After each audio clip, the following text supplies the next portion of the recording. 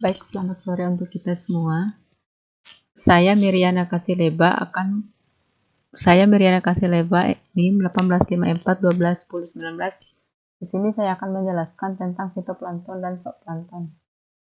Klasifikasi fitoplankton dan zooplankton. Yang pertama, perbedaan fitoplankton dan zooplankton. Fitoplankton adalah kelompok mikroalga yang mengapung bebas dan hanyut mengikuti arus air, baik dalam ekosistem laut maupun ekosistem air tawar.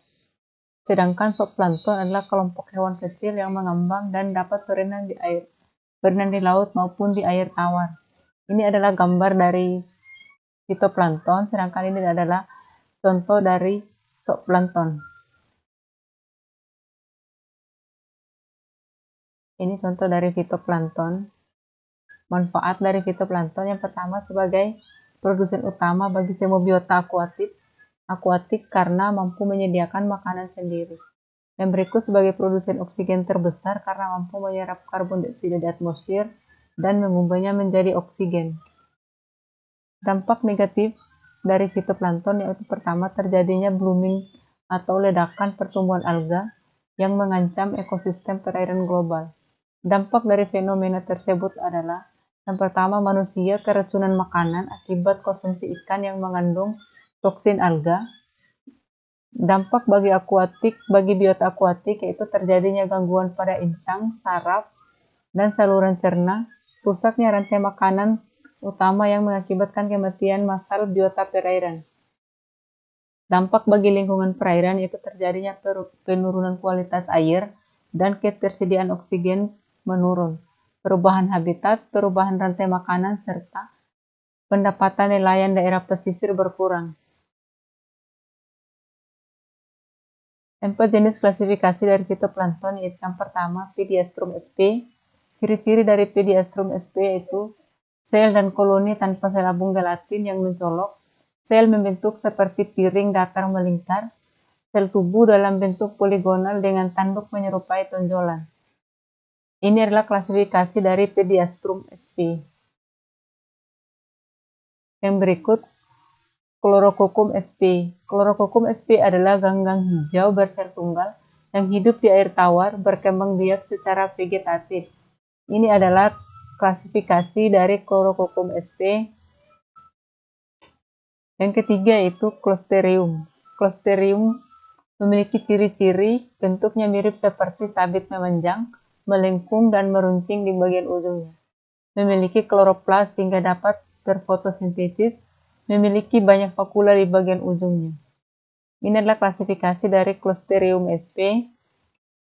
Yang keempat, Coelastrum sp merupakan tumbuhan talus dengan satu inti yang mengandung kloroplas dengan membentuk koloni.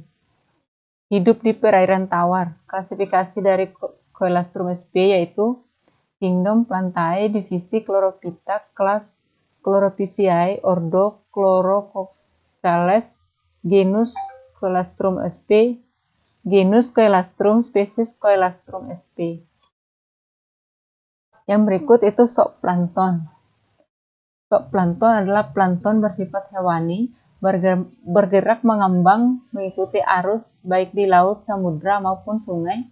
Daya renangnya sangat terbatas sehingga pergerakannya sangat dipengaruhi oleh arus atau berenang mengikuti arah arus, dan bersifat heterotrof yang berperan sebagai penyedia tingkat kedua yang menghubungkan antara produsen utama fitoplankton dengan konsumen dalam tingkat rantai makanan yang lebih tinggi di perairan.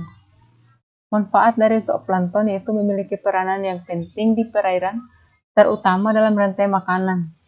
Organisme ini merupakan konsumen pertama yang berperan besar dalam menjembatani transfer energi dari produsen primer atau fitoplankton ke jasad hidup yang berada pada tropik level yang lebih tinggi atau golongan ikan dan udang. Klasifikasi zooplankton. Berdasarkan ukuran, zooplankton diklasifikasikan menjadi 6 jenis. Yang pertama phycoplankton, yaitu hewan yang berukuran dari 2 mikrometer. Yang kedua nanoplankton adalah kategori yang termasuk hewan antara 2 dan 20 mikrometer. Mikroplankton yaitu berukuran antara 20 dan 200 mikrometer. Mesoplankton, kelompok hewan antara 0,2 dan 20 mm. Makroplankton itu hewan-hewan berukuran antara 20 dan 200 mm. Megaplankton, hewan-hewan berukuran lebih dari 200 mm.